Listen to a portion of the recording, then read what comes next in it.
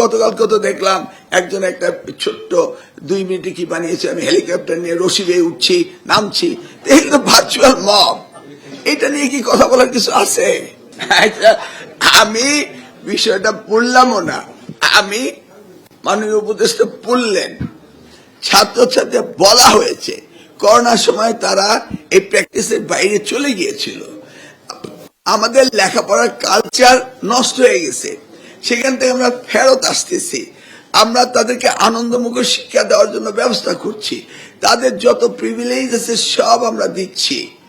এখানে কিছু কিছু ভার্চুয়াল মব আছে, ভার্চুয়াল মব, এই ভার্চুয়াল মব এই সমস্ত কথাগুলি বলে, বুঝতে পারছেন তো? এগুলিকে ওরা বুঝে না, ওরা ট্রোল করে।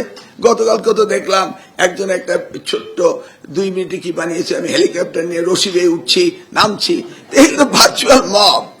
এটা নিয়ে কি কথা বলার কিছু আছে?